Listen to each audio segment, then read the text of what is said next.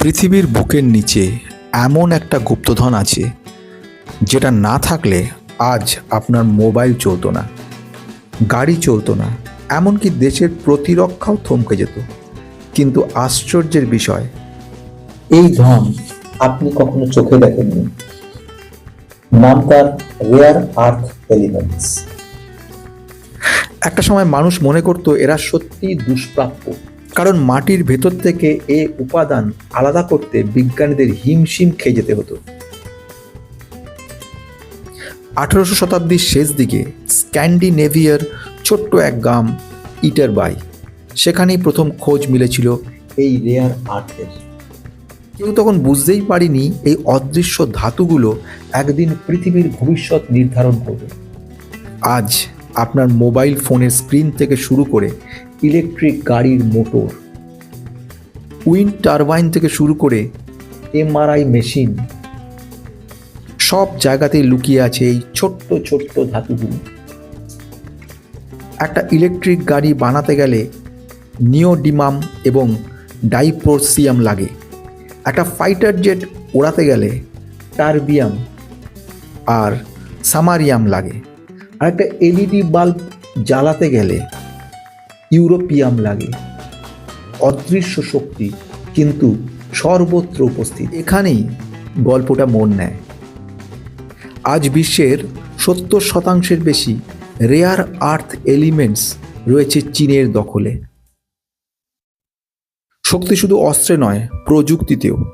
আর rare আর্থের ওপর নিয়ন্ত্রণ মানে ভবিষ্যতের ওপর নিয়ন্ত্রণ। এই কারণেই এটাকে বলা হয় the oil of the 21st century. ভারতের বুকেও রয়েছে এই গুপ্তধন। ওড়িশা, অন্ধ্র, তামিলনাড়ু, কেরালা, বালুকা বেলায় লুকিয়ে আছে রেয়ার আর্থের ভাণ্ডার। আজ IREL, টাটা, বেদান্ত সবাই চুপচাপ প্রস্তুতি নিয়ে চলেছে, কারণ যার হাতে রেয়ার আর্থ থাকবে তার হাতেই থাকবে আগামী শতাব্দীর প্রযুক্তির চাবিকাঠি। আপনি হয়তো কখনো ভাবেননি একটা ছোট ধাতুর কণা কিভাবে ইতিহাস বদলে দিতে পারে, কিন্তু রেয়ার আর্থ ঠিক সেটাই করছে। অদৃশ্য থেকে সবকিছু নিয়ন্ত্রণ করছে। আগামী পৃথিবী গড়ার নীরব স্থপতি হচ্ছে রেয়ার আর্থ এলিমেন্টস। আজকে খুব ইন্টারেস্টিং ভিডিওর মধ্যে যে বিষয়টা জানার রয়েছে সেটা হচ্ছে সেই গুপ্তধনটা যেটা পৃথিবীর বুকে রয়ে গেছে, যেটার মালিক ম্যাক্সিমাম রয়েছে চায়না। কিন্তু শুধু চায়না বললে হবে না, ভারত কিন্তু পিছিয়ে নেই। প্রচুর পরিমাণ টাকা কিন্তু সরকারভাবে গভর্নমেন্ট অফ ইন্ডিয়া এর সঙ্গে যুক্ত করেছে, এবং যাকে আমরা বলছিলাম প্রোডাক্ট লিঙ্ক ইনসেন্টিভ, সেরমভাবে কাজটার জন্য। কাজটা ছিল বিরাট বড় লেভেলের কাজ, এবং সবচেয়ে কঠিন চ্যালেঞ্জিং জায়গাটা রয়েছে সেগুলো হচ্ছে এই সব ধাতুগুলোকে, এই সমস্ত এলিমেন্টগুলোকে বের করতে গেলে যে পরিমাণ খরচের দরকার, যে এক্সট্রাকশন প্রসেস বলে, আকরিক থেকে ফাইনাল জায়গায় নিয়ে আসাটা, তার জন্য কিন্তু দরকার পড়ছে প্রচুর টাকা। সেটা কিন্তু প্রাইভেট কোনো কোম্পানির পক্ষে এতটা বিয়ার করা খুব অস্বাভাবিক অবস্থা। সেখানে সরকার বিশেষভাবে পৃষ্ঠপোষকতায় কাজটা চলছে। আজকে ভিডিওর মধ্যে যেটা বলার রয়েছে সেটা হচ্ছে এই যে টোটাল আমরা দেখতে পাচ্ছি রেয়ার আর্থ এলিমেন্ট, এর বেসিক্যালি এক্স্যাক্ট ইন্ডিয়া কথা দাঁড়িয়ে রয়েছে, এবং ইন্ডিয়ার এমন কোনো কোম্পানি রয়েছে কিনা যে কোম্পানিগুলো ভবিষ্যতে, মানে আজকাল নয়, একটা বড় লং রেঞ্জে গিয়ে আমাদের কী সুবিধা দিতে পারে, এর অসুবিধা কি রয়েছে, মানে এমন কি হতে পারে যে এর থেকে পরবর্তীকালে ইনভেস্টমেন্ট অ্যামাউন্টটা জিরো হয়ে যেতে পারে কিংবা খারাপ হতে পারে, এমন কি হতে পারে সিচুয়েশন পোর্টফোলিওতে রাখা স্টকগুলোর যেগুলো রেয়ার আর্থ নিয়ে রয়েছে, যদি প্রজেক্ট ঠিকঠাক সাকসেসফুল না হয় তাহলে সেক্ষেত্রে নেগেটিভ হয়ে যেতে পারে। তো এই সবগুলো নিয়ে কিন্তু খুব ছোট্ট ভিডিওটা রয়েছে। তো নতুন যারা সাবস্ক্রাইব করে রাখবেন, পুরোনো অজস্র লাইক কমেন্টে মুগ্ধ করে আমাকে। অসংখ্য সুন্দর সুন্দর সমস্ত কমেন্টগুলো পাই, যেগুলো সবসময় আমাকে উদ্বুদ্ধ করে। ধন্যবাদ দিয়ে ছোটো করবো না, কিন্তু কী বলে বা ধন্যবাদ দেবো সেটাও বুঝে পাই না মাঝে মাঝে। প্রত্যেককে মানে কি বলবো, ধন্যবাদ দেওয়া যদি না যাই তাহলে বলবো আন্তরিক শুভেচ্ছা জানাই, সকলের ভালো উন্নতি হোক। যেটা বন্ধুরা আজকে বলার সেটা হচ্ছে রেয়ার আর্থ এলিমেন্ট। এই রেয়ার আর্থ এলিমেন্ট দিয়ে কিন্তু যেরকম যুদ্ধজাহাজ চালানো যাচ্ছে, যেরকম মোবাইল চলছে, যেরকম স্মার্ট টিভি চলছে, যেরকম গাড়ি চলছে, সব কিছুতে কিন্তু লাগছে। এই রেয়ার আর্থ এলিমেন্টটার ম্যাক্সিমামটা চায়নার দখলে থাকার কারণের জন্য এতদিন আমরা কিন্তু পুরোপুরি চায়নার উপর নির্ভরশীল ছিল সারা বিশ্ব বলতে গেলে। সেখানে আস্তে আস্তে কিন্তু ইন্ডিয়া সরে আসছে। আমরা দেখেছিলাম এর আগে কিন্তু ইলেকট্রনিক ইনস্ট্রুমেন্টের ক্ষেত্রে সরে গেছি, সেমি কন্ডাক্টরের আমরা স্বাবলম্বী হয়ে উঠে চলেছি, এবারে রেয়ার আর্থ এলিমেন্টের দিকে নজর পড়েছে এবং প্রচুর টাকা এই মুহূর্তে গভর্নমেন্ট অফ ইন্ডিয়া থেকে অনুদান দেওয়া হয়েছে। এই অনুদানের ফলে যে কোম্পানিগুলো সমৃদ্ধশালী হয়ে উঠবে সেই কোম্পানির মিনিমাম বিষয়গুলোকে নিয়ে কিন্তু আমি একটুখানি কথা বলবো।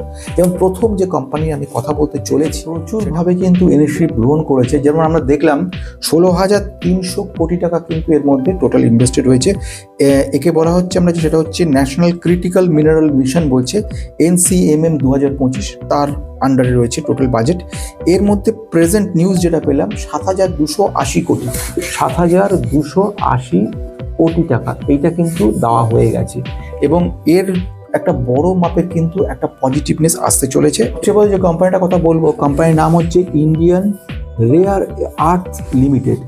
ইন্ডিয়ান রেয়ার আর্থ লিমিটেড, এটা কিন্তু স্টক এক্সচেঞ্জে কোথাও পাবে না, স্টক এক্সচেঞ্জের নাম নেই, কিন্তু এটা কিন্তু গভর্নমেন্ট অফ ইন্ডিয়ার সব থেকে বড় প্রজেক্টের অংশগ্রহণ করছে। অর্থাৎ এই টোটাল যে কাজটা চলছে, মানে যেখানে বলছি মোনাজাইট যে স্যান্ড বালু, সেখান থেকে কিন্তু এরা এই রেয়ার আর্থটা খনন করে নিয়ে আসছে এবং মানে যাকে বলছি প্রিলিমিনারি লেভেলের যে কাজকর্মগুলো সেগুলো কিন্তু সম্পাদন করছে। তাহলে এই ব্যাপারটা কিন্তু অগ্রণী ভূমিকা রয়েছে ইন্ডিয়ান রেয়ার আর্থ লিমিটেড। এখন প্রশ্ন আসছে সেটা যে এনলিস্টেড রয়েছে কারা বা ইম্প্যাক্ট কোন কোন কোম্পানিটা হচ্ছে। এটি এনলিস্টেড কোম্পানি যেরকম রয়ে গেছে, যেরকম আমি বলছি GMDC কিংবা আর একটা কোম্পানির কথা বলছি IREDA, এরা দুজনেই কিন্তু যুক্ত রয়েছে, এনলিস্টেড রয়েছে এর সঙ্গে। অর্থাৎ এর ইমপ্রুভমেন্টের সঙ্গে সঙ্গে এই দুটো কোম্পানি ইম্প্যাক্ট পড়বে। GMDCর কথা আমরা তো আগেও শুনেছি, GMDCর কথা নিয়ে আগেও আলোচনা করেছি। GMDC কথার অর্থ হচ্ছে যেরকম বললাম গুজরাট মিনারেল ডেভেলপমেন্ট কর্পোরেশন। এরা কিন্তু আমাদের রীতিমতোভাবে এর ওপরে রেয়ার আর্থের উপরে কাজ করছে এবং রেয়ার আর্থ মাইনিংয়ের যে কাজ করা এবং রেয়ার আর্থ যেটাকে বলছি প্রসেসিং হাব, সেই হিসেবে কিন্তু পরিকল্পনার কাজ করে চলেছে এরা। তাহলে এটা গেল সেকেন্ড। আমি যে থার্ড কোম্পানির কথা বলবো, কোম্পানিটা কিন্তু প্রাইভেট কোম্পানি, যার নাম হচ্ছে হিন্দুস্তান জিঙ্ক। এই যে হিন্দুস্তান জিঙ্ক কোম্পানিটা রয়েছে, এই যে হিন্দুস্তান জিঙ্ক, এটাও কিন্তু কোম্পানিটা যেটা কাজ করছে সেটা হচ্ছে বেদান্তের সঙ্গে মিলে কাজ করছে। এদের কাজকর্মের মধ্যে রয়েছে নিওডিনাম, এই নিওডিনাম মাইনিংয়ের কাজ কিন্তু এরা করছে রেয়ার আর্থ প্ল্যানিংয়ের উপরে। কোম্পানি ভালো কোম্পানি এবং এটা ভবিষ্যতে আমাদের কিন্তু ভালো একটা জায়গা দেবে। এছাড়া যে কোম্পানিটার কথা বলবো 4 নম্বরে, সেটা হচ্ছে বেদান্ত। এরাও কিন্তু প্রচুরভাবে এর ওপরে কাজ করে চলেছে, এক্সট্রাকশনের কাজকর্মগুলো করছে। রেয়ার আর্থ এক্সট্রাকশন যেগুলো হয়, ডাউনস্ট্রিম প্রসেসিং, এই পুরো ব্যাপারটা ভ্যালু চেনের ওপরে কিন্তু এই কোম্পানিটা কাজ করছে। এবার আসছি শেষ কথার দিকে। এই কোম্পানি তো ঠিক আছে, আরও কোম্পানি যুক্ত হবে সেটাও ঠিক আছে, সবচেয়ে বড় কথা ভবিষ্যৎ। এতে যদি ভবিষ্যৎটা ভালো না থাকে তাহলে পর কিন্তু ইনভেস্টেড অ্যামাউন্টটা জিরো হয়ে যেতে পারে। তো ভবিষ্যৎটার দিকে যদি তাকাই, দেখবো ভারত কিন্তু পিছিয়ে নেই। এতকাল ভারত নজর রাখছিল না, ঠিক এই মুহূর্তে ভারতের হাতে বা যে পরিমাণ ভারতের সম্পদ রয়েছে তার পরিমাণ 6.9 মিলিয়ন টন, অর্থাৎ এটা কিন্তু বিরাট পরিমাপটা। অর্থাৎ চায়নার পরবর্তীকালে যদি বলা যায় তাহলে কি ইন্ডিয়া কিন্তু জায়গাটা নিতে চলেছে এবং এটা কিন্তু একটা বড় পজিটিভ। নেগেটিভ পয়েন্টের কথাও আমি বলবো যেগুলো কিনা খুব গুরুত্বপূর্ণ। যেমন এই ধরনের কাজগুলো হতে গেলে এটা কিন্তু দীর্ঘ সময় লাগে, মানে 2-4 দিনের ব্যাপার নয়, এটা একটা বড় সময় লাগবে 1 নম্বর। ফলে এর একটা ঝুঁকি থেকে যায় 1 নম্বর। 2 নম্বর ঝুঁকির কথা আমি যদি বলি সেটা হচ্ছে ইনভেস্টমেন্ট ক্যাপিটাল এক্সপেন্ডিচার। প্রাইভেট কোনো কোম্পানির পক্ষে এত বড় বড় এক্সপেন্ডিচার করাটা খুব মুশকিলের জায়গা। সেই জন্য সরকারের অনুদানের বিশেষ প্রয়োজন ছিল। 15,600 কোটির মধ্যে 7,260 কোটি টাকা এই মুহূর্তে দেওয়ার ফলে এই মার্কেটটা বা এই সেক্টরটা চাঙ্গা হওয়া শুরু হয়ে গেছে। এর সঙ্গে প্রাইভেট কোম্পানিগুলো ইনিশিয়েটিভ নিচ্ছে, যেরকম হিন্দুস্তান জিঙ্কের কথা বললাম বা বেদান্তে খুব বড়োভাবে কাজ করছে এরা।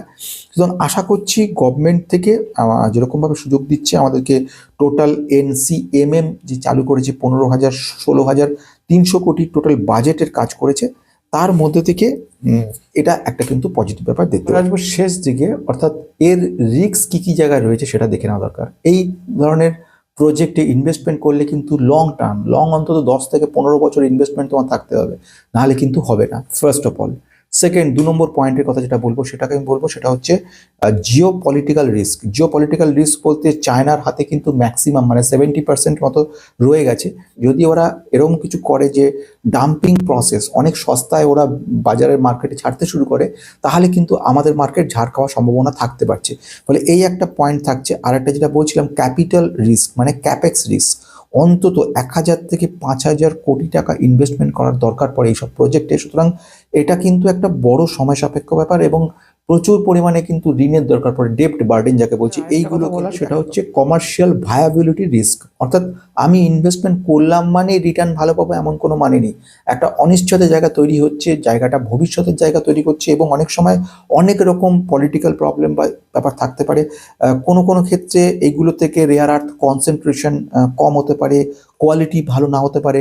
এছাড়া পারিপার্শ্বিকের রেডিয়েশন একটা ব্যাপার থাকে, রেডিয়েশন যদি থাকে, রেডিয়েশন কন্ট্রাক্ট বেশি হয় সেক্ষেত্রে গভর্নমেন্টের কিছু অর্ডার আসতে পারে, সেই ধরনের ব্যাপার থাকতে পারে।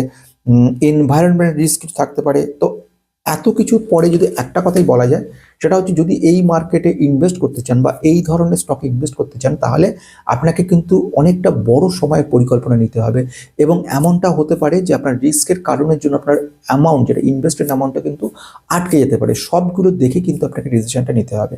সব দেখে যে কোনো ক্ষেত্রে কিন্তু স্টক মার্কেটে ইনভেস্টমেন্ট করা উচিত। আজকের মতো।